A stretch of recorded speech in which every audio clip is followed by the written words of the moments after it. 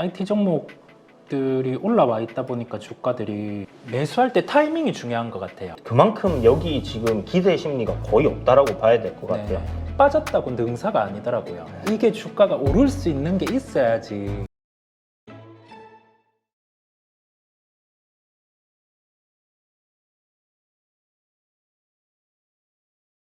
IT 같은 경우는 지금 확실한 주도주는 형성이 되어 있어요. 뭐 한민반도체라든지 이런 종목이 형성되어 있는데 또 전공정의 시세가 이제 또 수급적으로 들어올 때 그때 같은 경우 좀 부각받을 수 있는 종목임을 말씀을 드리면서 지금 연결해서 또 좀 궁금하다고 해주시는 게 이수페타시스 예, 매도 시점에 대해서 한번 다른 분이 연결해서 또 물어봐 주셨어요. 이수페타시스. 이수페타시스 얼마에 팔면 이제 잘 팔았다 소문이 날까 이제 그걸 고민을 하시는 것 같은데 지금 딱 현재 요 위치에서 오늘 이렇게 좀 21선 해가지고 양봉을 만들어냈잖아요. 요렇게 지금 조정 구간을 돌파하는 흐름이거든요. 내일은 음봉이 나올 가능성도 생각을 해 두셔야 돼요. 물론 여기서 바로 쏴 올릴 수도 있겠지만 음봉이 나오더라도 이 양봉의 중심 가격단 5일선 부근이 될 텐데 그 자리를 깨지 않는 선에서 거래량을 좀 죽이면서 이렇게 쉬어가는 그림이라면 저는 뭐 요거 상승 흐름 계속 이어간다라고 봅니다. 여기서부터 이제 박스권 돌파하면서 추세를 이렇게 만들어 놨잖아요. 이 추세의 연속성은 있을 거다라고 생각을 하는데 다만 제 개인적인 생각은 네. 이수페타시스 밸류로는 좀 부담스럽다라는 거는 있는 것 같아요. 근데 뭐 한미반도체는 뭐 안 부담스럽나? 이렇게 물어볼 수 있잖아요. 네네. 그래서 그냥 이거를 밸류로 다 들이대면 사실 할 게 별로 없어요. 지금 그죠? 그렇죠. 고가권에 있는 거는. 그래서 일단 저항 자리 그냥 기술적으로 우리가 보고 수급적으로 본다라면 지금 뭐 외국인 매수세 오늘 들어오고 있는 거나 뭐 기관들 뭐 크지는 않지만 그래도 꾸준히 들어와 주는 거는 긍정적으로 볼 수 있는 부분이고요. 일단 이 자리에서 저항은 딱 여기입니다. 이 43,700원짜리. 요 보시면 요날 고점에서의 딱 두드러 맞은 자리가 여기잖아요. 그러면 내일이 됐던 모레가 됐던 어쨌든 얘가 내리다가 여기서 이제 가는 그림이라면 네. 이런 구간을 돌파를 해줘야 돼요. 그 돌파하는 위치에서의 거래 대금이 좀 중요할 것 같다라는 생각을 가지고 있고요. 네. 저런 구간에서 저는 만약에 요 저점 구간 요런 자리에서 잘 샀다라면 한 번 정도는 끊어줄 것 같아요. 그리고 남은 비중을 갖다가 추세대로 이렇게 이 신고가 일단 갱신하는 흐름까지는 한번 보지 싶습니다. 맞아요. 워낙 IT 종목들이 올라와 있다 보니까 주가들이 그래서 이게 매수할 때 타이밍이 중요한 것 같아요. 어떤 타이밍을 그 각자의 기준에서 네. 매수를 가지고 가느냐. 그런데 좀 주가가 떠 있는 구간에서는 그런 부분도 있잖아요. 우리가 손절에 대한 중요성들. 아, 그렇죠. 예, 그런 부분이 같이 있다 보니 이게 많은 분들이 원하시는 거는 뭐 매일 내가 매매할 수 있는 종목이 있었으면 좋겠다 라는 점을 많이 생각을 하시는데 이게 매일 매매할 종목들을 찾아서 매매를 하면 그게 승률이 높지 않게 되는 경우도 있더라고요. 예. 뭐 많이 매매하면 할수록 그죠, 그죠, 네. 예, 그렇죠. 이제 계산 안 좋아질 경우들이 많기 때문에 확실한 구간을 딱 노려가지고 네. 그 기다리는 절제 그게 좀 필요한 것 같고 오늘도 모르겠습니다. 이수페타시스 종배 저는 가능한 위치라 생각하거든요. 확인하고 들어간다라면 오늘이 매수 포인트는 맞긴 한데 아까 말씀드린 것처럼 워낙 떠 있다 보니까 네네. 야 이거 기판 쪽으로 얘를 계속 보는 게 맞나? 일단 추세는 살아있기 때문에 뭐 손절을 내가 딱 잡아놓고 한다라면 저는 문제는 없다 생각을 합니다. 그래서 그냥 막연하게 접근하지 마시고 좀 기준들을 명확하게 좀 잡아가는 그 공부를 하시면서 하시는 게 좋을 것 같아요. 네, 기준에 대해서 그런 부분이 필요해 보입니다. 종목들 또 오늘은 IT 얘기들이 좀 있었고 또 물어봐 주시는 부분 인탑스 신용 왜 이렇게 많나요? 나가라고 해주세요. 네, 이게 인탑스 신용이 많은 이유가 와, 7%나 되네. 공통적으로 그걸 보는 것 같아요. 얘가 보핀 나오면 주가가 한번 튈 수 있으니까. 그렇죠. 이거 나오면 그냥 레버리지로 조금 사는 그런 물량들이 있는데 나가시면 좋을 것 같아요. 이게 갓민수 님께서 예. 이렇게 좀 얘기하시는 종목들이 워낙 잘 가다 보니까 네. 그 신용을 좀 써서 들어오신 분들이 많은 거 아닐까. 네. 인탑스도 신용이 좀 높긴 합니다. 네. 높기는 하고. 아 근데 이거 진짜 확실히 이제 모멘텀은 있잖아요. 그렇죠. 그 보핏 삼성에서 갑자기 우리 포기 이러면 이제 뭐 날아가겠지만 네네. 그거는 아니니까 기대감은 분명히 있는 것 같아요. 아마 들어 올리면 대부분 이 신용 좀 나가지 않겠나 네, 하는 생각이 드네요. 그런 부분들이 있고 이제 오늘 LNF가 공시 그 하이니켈 배터리 공시가 나왔었는데 그리고 나서 주가가 7%까지 올랐다가 다 밀렸거든요. 그렇죠. 다 밀렸는데 이게 이 구간을 이용해서 매수를 하신 분들이 있는 것 같아요. 단가를 보니까 아 오늘 사신 거구나. 네, 뭐 17만 4천 원에 매수를 하셨다는 분들도 있고요. 근데 이게 기술적으로는 혹시 어떻게 보이세요? LNF. 뭐 기술적으로는 반등 나올 만한 위치이기도 했고요. 네. 그 만약에 제가 오늘 여기 들어갔는데 지금 만약에 맞았다, 네네. 물렸다. 그럼 저는 손절가는 16만 6,500원 요 정도 잡을 것 같습니다. 이런 구간을 잡아놓고 오늘 아침에 이제 뭐 저가 만들어진 구간이죠. 이런 구간에서 뭐 안 빠진다면 한 번 정도는 지금 조정 이후에 이렇게 좀 들어 올리는 그림은 나올 것 같거든요. 그러니까 오늘 윗꼬리로 마감하더라도 뭐 내일 정도, 모레 정도 해서 반등은 한 번 정도는 줄 수 있을 것 같은데 이게 2차 전지는 뭔가 이런 수주 이야기, 지난번에 수주 나왔을 때도 맞아요. 밀려버렸잖아요. 네, 밀렸죠. 이게 그만큼 여기 지금 기대 심리가 거의 없다라고 봐야 될 것 같아요. 네네. 그래서 물린 사람들 일단 탈출하기 바쁜 그런 상황이다 보니까 만약 제가 말씀드린 저점을 오늘 저점을 이탈 안 하고 뭐 내일 이렇게 다시 들어올리는 흐름이 나온다라면 오늘 이 윗골이 달린 건 앞에 여기서 이제 수주 나왔던 거에 대해서 매수 들어갔다가 탈출하는 물타기에서 분명 탈출한 사람들이 많을 거거든요.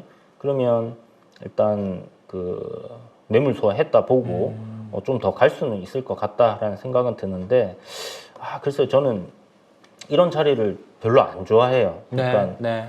그러니까 이 앞에 매물대가 다 이렇게 갇혀 있잖아요. 네네. 그러면 올라올 때 언제든지 두드려 맞을 수 있기 때문에 그쵸. 예. 시장에서 2차전지 보는 사람들 많긴 하겠지만 가급적이면 지금은 추세가 살아있는 종목들 위주로 하는 게 지금 봐봐요 뭐 이런 거 잘 가잖아요. 네네. 그냥 이런 거를 하는 게 낫는데 어차피 같은 손절을 할 거라면 네네. 예, 그게 이제 이 인간의 본능이라고 해야 될까요? 이거는 너무 많이 올랐어. 네. 저거는 바닥에 있어. 약간 이런 느낌에서 저런 것들을 계속 공략하시다 보니까 그런 거라 쉽지는 않을 겁니다. 그렇지만 일단 반등 나오면 정리하시는 걸로. 맞아요. 네. 반등 나오면 정리. 이게 짚어주신 것처럼 심리가 이 빠졌을 때 매수를 하면 그래도 주가 같은 경우가 빠져 있다 보니 심리로 편해질 수는 있는데 이게 빠졌다고 능사가 아니더라고요. 이게 주가가 오를 수 있는 게 있어야지 네. 시장에서 올라오는데 그 부분의 힌트는 뭐 거래량으로 먼저 주기도 하고 네. 그런 형태에 대해서 좀 파악을 하면서 같이 빠져 있는 종목 같은 경우도 저는 보시면 좋겠다는 생각이 들었어요. LNF 짚어주신 것처럼 뭐 저항권이 계속 위치를 하고 있다 보니까 무게도 확실히 있는 것 같고 여기 더해져서 뭐 4분기보다 1분기 실적은 나아질 텐데 LNF는 그 재고평가 손 같은 경우가 어느 정도로 환입이 되는지를 시장에서 볼 것 같아요. 그래도 지금 이 분봉으로 이렇게 보잖아요. 60분봉이나 뭐 한 15분봉으로 보면요. 요 지난 3월에 요 고점 만들고 내려오는 이 트렌드는 네. 지금 얘가 벗겨내려고 하는 힘이 있기 때문에 제가 이 저점만 이탈시키지 않는다면 그래도 한번 돌려주지 않겠나 하는 네. 생각은 드는 것 같습니다. 그래서 그거 한번 기다려 보시고 안 나오면 손절해야죠. 네. 네, 그렇게 대응을 하신 게 아무리 좋은 기업이라도 네. 저는 손절하자는 주의거든요. 그죠? 그러니까 네네. 처음 뭐 아예 내가 진입부터 이렇게 눌렸다 갈 수 있다는 거를 뭐 시나리오를 짜가지고 네. 눌렸을 때 다시 돌리는 시점에 비중을 태워서 뭐 이렇게 수익으로 끌고 간다든지 스윙으로 간다든지 그런 계획이 아니었다면 네. 손절하는 게 맞는 것 같아요. 네. 저도 그 부분에 대해서 완전 동의를 합니다. 완전 동의하고 이 부분을 꼭 보시는 분들께서도 좀 기억을 해주셨으면 좋겠습니다. 다음으로는 많이 다뤘던 종목인데 얘기가 또 나와서 한 번 또 보는데요. HPSP예요. HPSP. 네, HPSP는 한 21% 정도 손실을 보고 계신다는 분도 있고 아니면은 여기에서 신규 매수에 대한 부분도 고려하시는 분들이 있는 것 같아요. 네. HPSP. 와, 이거는 진짜 다른 반도체주들 잘 가는 거에 비해서 네.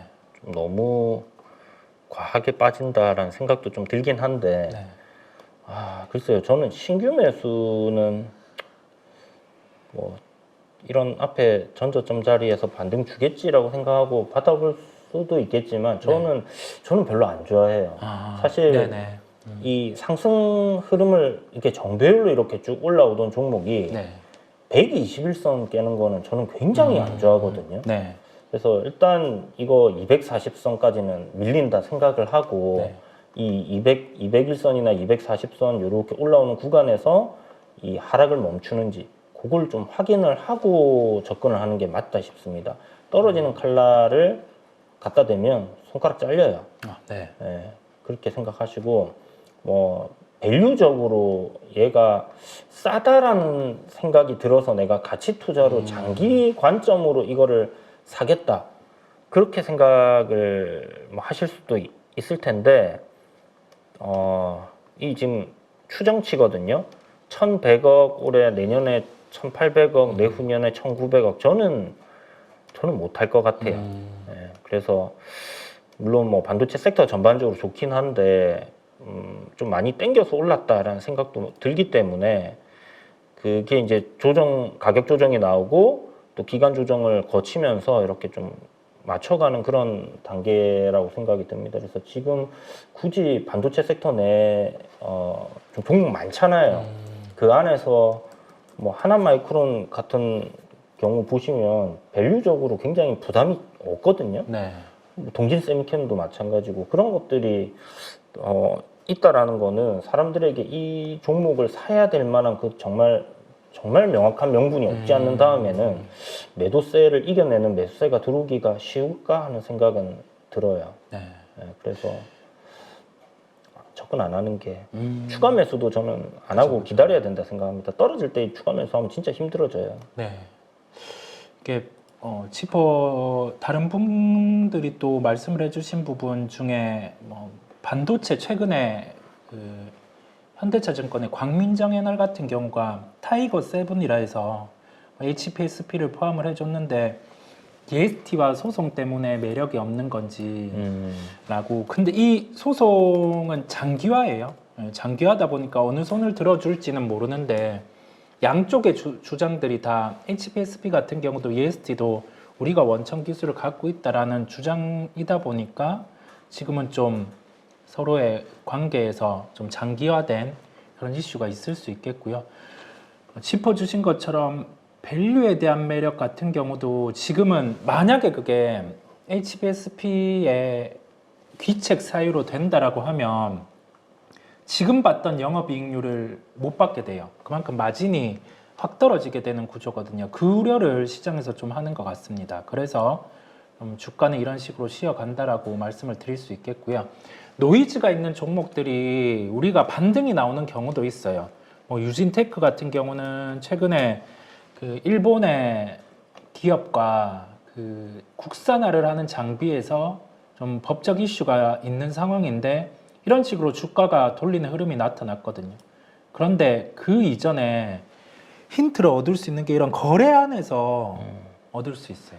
네, 이슈가 있는 종목 같은 경우도. 그런데 HPSP는 지금 그런 상황이 아니다 보니까 거래적인 측면에서도 이게 손절 물량이 나오는 게 아닌가 생각이. 이게 이렇게 쭉 우상향하는 종목이요. 네네.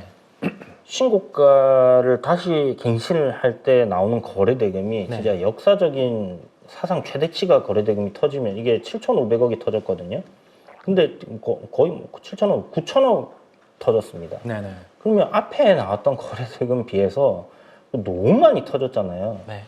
이런 것들은 진짜 조심을 해야 돼요. 네. 여러분들이 그냥 상식선에서 한번 생각을 해보세요. 세력 입장에서 네.